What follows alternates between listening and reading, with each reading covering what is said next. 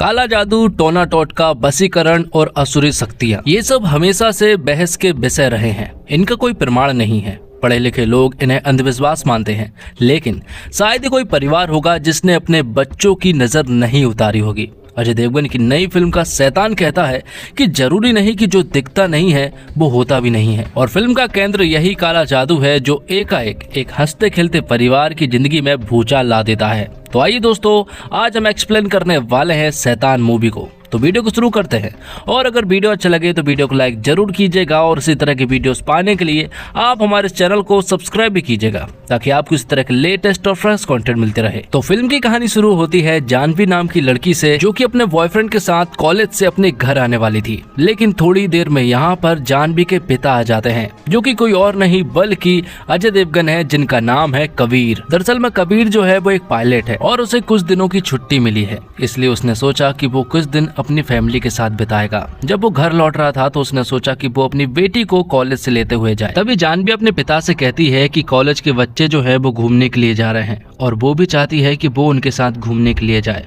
लेकिन यहाँ पर कबीर जो है वो उससे साफ मना कर देता है कि वो कहीं पर भी नहीं जाएगी। कबीर कहता है कि उसने कुछ दिन की छुट्टी ली है तो उसे कुछ दिन मेरे साथ ही बिताने होंगे। कबीर की फैमिली जो है वो एक खुशहाल फैमिली है, और बहुत छोटी फैमिली है, जिनमें कबीर की पत्नी ज्योति, उसकी बेटी जानवी और एक और छोटा बेटा ध्रुव है। और वो लोग अपनी फैमिली में बहुत ज्यादा खुश रहते हैं। लेकिन जानवी अभी भी अपने पिता से जिद कर रही थी कि वो कॉलेज के बच्चों के साथ घूमने के लिए जाए, इसलिए यहाँ पर कबीर को मानना पड़ता है, और वो जानवी से कहता है कि मुझे सारे ट्रेवलर्स की डिटेल्स चाहिए, लेकिन उससे पहले वो लोग हमारे फार्म हाउस में कुछ दिनों के लिए रहने के लिए जाएंगे। तो वो अगले ही दिन फार्म हाउस के लिए निकल पड़ते हैं। तो बीच रास्ते में वो एक रेस्टोरेंट में रुकते हैं, वहाँ पर कुछ खाना वगैरह ऑर्डर करते हैं, लेकिन जानवी वो नहीं खाती है क्योंकि वो काफी ऑयली था। तब यहाँ पर हम बनराज नाम के आदमी को देख पाते हैं, जो कि कबीर की थोड़ी हेल्प कर देता है, क्योंकि कबीर के पास छुट्टे पैसे नहीं थे।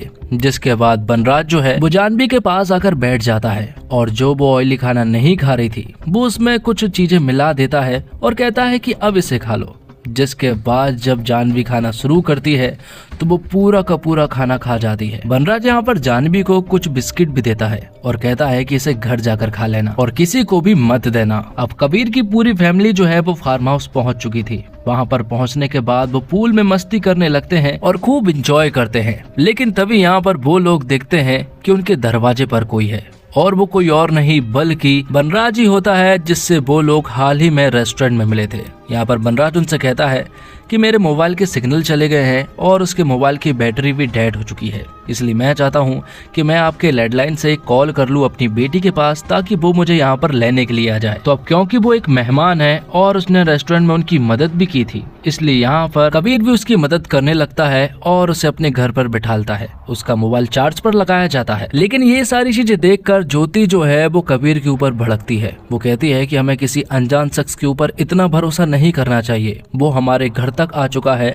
और वो हमारे साथ कुछ भी कर सकता है। लेकिन यहाँ पर कबीर उससे कहता है कि मेहमान भगवान का रूप होता है और हमें उसकी मदद करनी चाहिए। दूसरी तरफ हम देखते हैं कि बनराज ने यहाँ पर जानवी को पूरी तरह से बस में कर लिया था। वो उससे सारे रहस्य पूछने लगा था, जैसे कि उसके बॉयफ्रेंड के बारे में और उसके टूर के बारे में, जो कि वो कहीं पर जा रहे थे। बनराज यहाँ तक कि जानवी से उसके घर वालों के भी सारे रहस्य पूछ लेता है। तो अब यहाँ पर बनराज को उनके बारे में सब कुछ मालूम था। अब थोड़ी देर के बाद ज्योति और कबीर जैसे ही नीचे आते हैं तो वो देखते हैं कि जानवी जो है वो बनराज की सारी बातें मान रही है। ये सारी चीजें देखकर वो दोनों हैरान रह जाते हैं कि आखिर ऐसा कैसे हो सकता है। लेकिन अब बहुत हो चुका था, इसलिए कबीर बनराज से कहता है कि जो भी काम होना था हो गया, इसलिए अब तुम्हें यहाँ से जाना होगा। लेकिन बनराज कहता है कि वो यहाँ से नहीं जा सकता है और उसे तुम यहाँ से निकाल भी नहीं सकते हो, चाहो तो कोशिश कर लो। जिसके बाद कबीर उसका हाथ पकड़कर बाहर निकालने लगता है। लेकिन तभी बनराज जानवी से कहता है कि अपने पिता से कहो कि मुझे रोको और मुझे कहीं भी मत जाने दो। जिसके बाद जानवी उसके सामने आती है और उसे रोकती है और कबीर को धक्के मारते हुए पीछे कर देती है और कहती है कि अंकल यहाँ से कहीं भी नहीं जाएंगे। अब ये चीजें सुनने के बाद कबीर और ज्योति पूरी तरह से शॉक्ड रह जाते हैं और बनराज जाकर फिर से सोफे पर बैठ जाता है। बनराज यहाँ पर कबीर को बताता है कि तुम्हारी बेटी मेरी पूरी तरह से बस में है, मैं जो भी बोलूंगा वो करेगी। लेकिन उन्हें सब मजाक लग रहा था, इसलिए बनराज यहाँ पर जानवी से कहता है कि वो चाय पत्ती के पैकेट को खा जाए। जिसके बाद वो चाय पत्ती के पैकेट को खोलती है और चाय पत्ती को खाना शुरू कर देती है। ये देखकर जानवी की माँ ज्योति पूरी तरह से घबरा जाती है और वो जानवी को ये सब करने से रोकती है। तो बनराज यहाँ पर जानवी के पेरेंट्स से कहता है कि अगर मैंने जानवी को कुछ करने को कहा और अगर उसने नहीं किया तो मैं फिर उससे और भी कुछ बड़ा कर पाऊंगा। तो यहाँ पर बनराज जो है वो जानवी को थप्पड़ लगाने को कहता है, वो भी खुद को, जिसके बाद जानवी ऐसा ही करती है और खुद को 2-3 थप्पड़ लगाने लगती है। ये देखकर फिर से जानवी और कबीर जो है वो हैरान थे कि आखिर ऐसा कैसे हो सकता है। थोड़ी देर के बाद बनराज यहाँ पर जानवी से कहता है कि रोने लगो, तो जानवी रोने लगती है और यहाँ पर बनराज फिर उससे कहता है कि रोते रोते हंसने लगो और फिर बीच में मिक्स कर दो, जिसके बाद जानवी ऐसा ही करती है। वो हंसती भी जाती है और रोती भी जाती है। अब इन सब चीज से परेशान होकर यहाँ पर कबीर कहता है बनराज से कि तुम्हें जो भी चाहिए हम देने के लिए रेडी हैं, लेकिन तुम ये सब रोक दो। तो यहाँ पर बनराज कहता है कि मुझे तुम्हारी बेटी चाहिए, वो मेरे पूरी तरह से बस में है और मुझे बस अनुमति चाहिए जानवी को यहाँ से ले जाने के लिए। अगर अनुमति दे देते हो तो जानवी को कम प्रॉब्लम होगी, लेकिन अगर अनुमति नहीं देते हो तो प्रॉब्लम बहुत ज्यादा बड़ी हो सकती है। लेकिन कबीर साफ मना कर देता है। तो बनराज जानवी से कहता है कि इसी बात पर अपने पिता को एक जोरदार झापड़ लगाओ और ये सुनने के बाद जानवी तुरंत ही अपने पिता को झापड़ लगा देती है, क्योंकि बनराज ने उससे ये सब करने को कहा था। तो अब देखा जाए तो जानवी के हाथ में कुछ भी नहीं है, वो बस एक कठपुतली है बनराज की। जो भी बनराज कहेगा वो सब कुछ जानवी को करना ही पड़ेगा। कबीर यहाँ पर बनराज से कहता है कि तुम्हें ये सब कुछ करने से क्या मिल जाएगा।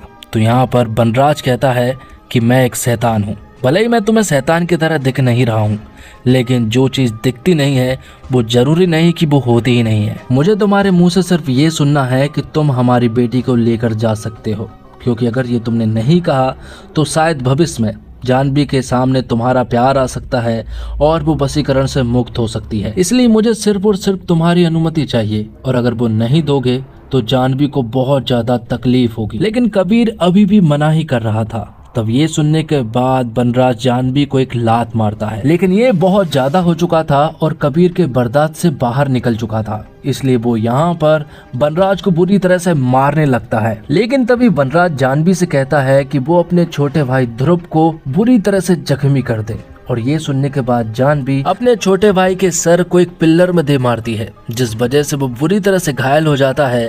और कबीर और ज्योति जो है वो ध्रुव का ख्याल रखने के लिए छत पर चले जाते हैं और उसकी पट्टी वगैरह करते हैं। अब कबीर ज्योति से कहता है कि हमें कुछ ना कुछ करना पड़ेगा, वरना ये आदमी हमारे पूरे परिवार को मार देगा। तभी कबीर को याद आता है कि उसके बैग में ऑफिस का एक मोबाइल रखा है, जिससे कि वो लोग कांटेक्ट कर सकते हैं, क्योंकि बनराज ने जानवी से कहलवा कर उनके सारे मोबाइल फोन और लैंडलाइन को तोड़वा दिया है। ज्योति और कबीर जैसे ही लॉबी में फिर से जाते हैं तो यहाँ पर अब बनराज पहले से गुस्से में था, क्योंकि यहाँ पर कबीर ने उसके ऊपर हाथ उठाया था। तो बनराज जानवी से कहता है कि अगर तुम्हारे माता पिता मेरे करीब आते हैं तो बिना रहम किए अपने माता पिता को चाकू से मार डालना। तब तक के लिए वो थोड़ा रेस्ट कर रहा है। इतना बोलने के बाद वो रेस्ट करने लगता है और यहाँ पर जानवी जो है वो एक पुतले के रूप में उसकी रक्षा करने लगती है। अब कबीर जैसे ही थोड़ा सा आगे बढ़ता है तो जानवी उसे मारने लगती है, इसलिए वो तुरंत ही पीछे हो जाता है। अब बनराज उठता है और वो कबीर से कहता है कि अब तुम लोग अनुमति नहीं दे रहे हो तो चलो थोड़ा बहुत एंटरटेनमेंट ही हो जाए।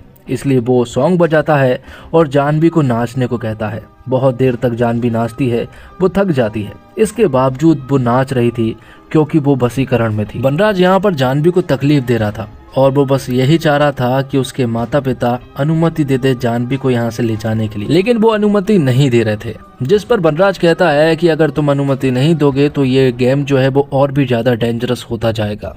तो वो कहते हैं कि मैं तुम्हें 5 मिनट देता हूं कि तुम अपने छोटे बेटे ध्रुव को कहीं पर छिपा लो। 5 मिनट के बाद तुम्हारी बड़ी बेटी मतलब कि जानवी उसे ढूंढना शुरू करेगी और उसे मार डालेगी। ये सुनने के बाद तुरंत ही कबीर और ज्योति जो है वो ध्रुव को छुपाने लगते हैं और जैसे ही 5 मिनट पूरे होते हैं तो यहाँ पर बनराज जानवी को कहता है कि वो ध्रुव को मार डाले। तो वो चाकू लेकर तुरंत ही छत पर पहुंचती है, लेकिन वहां पर ध्रुव मौजूद नहीं था, वहां कबीर था और कबीर यहाँ पर जानवी को रोकने की काफी कोशिश करता है, लेकिन जानवी मानो बहुत ही ज्यादा ताकतवर थी और कबीर उसे नहीं संभाल पा रहा था। और यहाँ पर जानवी को भी मालूम चल गया था कि आखिर ध्रुव कहाँ पर छिपा हुआ है। वो दरअसल में छत पे ही एक कोने में छिपा हुआ था। वो ऊपर जाती है और ध्रुव को उठाकर छत से नीचे फेंक देती है, जिस वजह से ध्रुव जो है वो बुरी तरह से जख्मी हो जाता है और अब मरहम पट्टी से काम नहीं चलेगा, क्योंकि अब उसे हॉस्पिटल ले जाना होगा। इसलिए यहाँ पर कबीर और ज्योति को कहना ही पड़ता है कि वो हमारी बेटी को ले जा सकता है, क्योंकि उन लोगों को अपने बेटे की भी जान बचानी थी, इसलिए उन्होंने अनुमति दे दी थी। लेकिन जाने से पहले कबीर एक आखिरी बार अपनी बेटी जानवी से मिलना चाहता था। वो उससे गले मिलता है और इसी बहाने वो उसके जेब में अपना ऑफिस वाला मोबाइल फोन डाल देता है और लोकेशन भी ऑन कर देता है, जिसके बाद बनराज जानवी को अपने साथ ले जा लेता है। और यहाँ कबीर अपनी पत्नी ज्योति से कहता है कि वो ध्रुव को हॉस्पिटल ले जाए, तो ज्योति ध्रुव को हॉस्पिटल ले जाने लगती है। और यहाँ पर कबीर जो है वो बनराज का पीछा करने लगता है, क्योंकि कबीर को मालूम है कि वो लोग कहाँ पर जा रहे हैं, क्योंकि कबीर ने जानवी के जेब में एक मोबाइल फोन डाल दिया है और उसका लोकेशन भी ऑन है। और अब वो उसे ट्रैक करते हुए बनराज के अड्डे पर पहुंच रहा है। बनराज का अड्डा बहुत ही बड़ा है और उसके अड्डे पर ढेर सारी लड़कियां हैं और वो सारी लड़कियां यहाँ पर बनराज के बस में हैं। और यहीं पर वो जानवी को भी लेकर जाता है और उसे बताता है कि ये सारी लड़कियां तुम्हारी बहन है। यहाँ पर बनराज जो है वो इन लड़कियों से कुछ भी करवा सकता है। थोड़ी देर के बाद यहाँ पर कबीर उसके अड्डे तक पहुंच जाता है, लेकिन तभी यहाँ पर कुछ लड़कियां उसके ऊपर हमला कर देती है। तब यहाँ पर कबीर उनसे लड़ते हुए आगे पहुंचता है, लेकिन आगे जाकर ढेर सारी लड़कियां उस पर अटैक कर देती है और उसे बुरी तरह से जख्मी भी कर देती है। लेकिन अब मरते हुए कबीर यहाँ पर बनराज से कहता है कि उसके एक लास्ट ख्वाहिश है, और वो ख्वाहिश ये है कि वो अपनी बेटी के हाथ मरना चाहता है। तो बनराज उससे कहता है कि ये इच्छा तो मैं तेरी पूरी कर ही सकता हूँ। जिसके बाद जानवी जैसे ही उसकी तरफ आगे मारने के लिए आती है, तो यहाँ पर कबीर जो है वो उसके कान के आर पार एक कैंची को डाल देता है, जिस वजह से वो बहरी हो जाती है और फिर एक नुकीली चीज से वो बनराज की जीभ को काट देता है, जिससे कि अब वो किसी भी लड़की को कोई भी कमांड नहीं दे सकता है। तो यहाँ पर कबीर ने सारी लड़कियों को बचा तो लिया था, लेकिन वो अभी भी बनराज के बस में थी।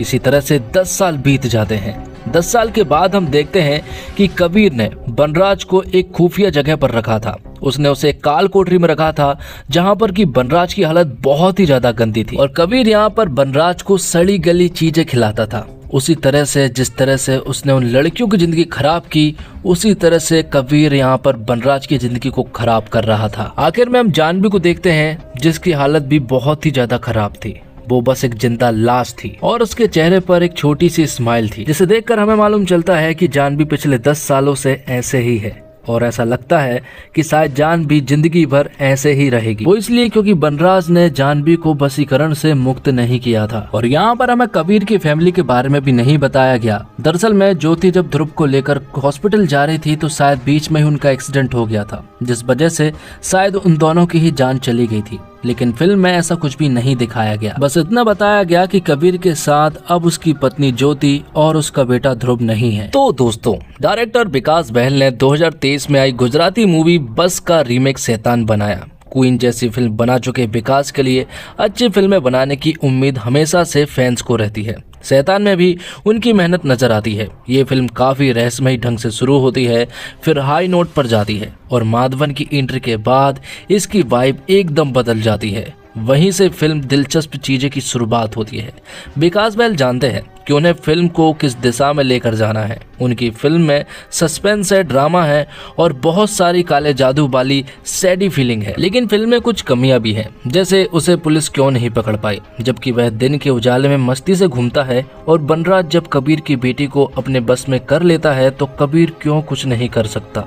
वह अपनी बेटी के साथ यह होते हुए देख घबरा जाता है, लेकिन इसके बाद वह एक्शन लेने में काफी समय ले लेता है। हालांकि ये कमियां ऐसी नहीं है जो फिल्म देखते समय बाधक बने। मनोरंजक से परे तर्क की कसौटी पर फिल्म को परखा जाए तो फिर फिल्म से आप सहमत नहीं हो सकते, क्योंकि यह काला जादू या वशीकरण अंधविश्वास वाला विषय है। और अजय देवगन दृश्यम की तरह अपने परिवार को प्रोटेक्ट करने वाले व्यक्ति की भूमिका को आगे बढ़ाते दिखे। दृश्यम में अपने बुद्धि के बल पर बाजी पलट देते हैं, जिसका शैतान में कमी महसूस होती है। हालांकि उनका अभिनय अच्छा है। अगर माधवन ने अपने किरदार को मजे लेकर अभिनय किया है, उन्हें इस तरह का मैदान पहली बार मिला जिस पर वे जमकर खेले और दर्शकों में सराहना पैदा करने में कामयाब रहे।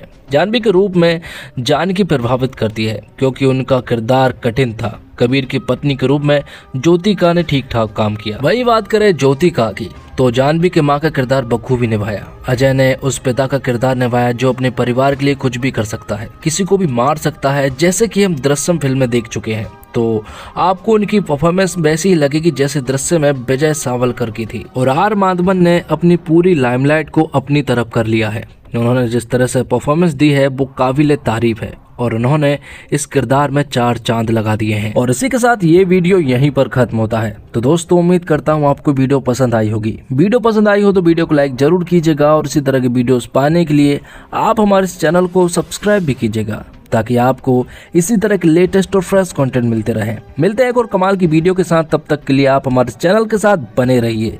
धन्यवाद। जय हिंद, जय भारत, जय श्री राम।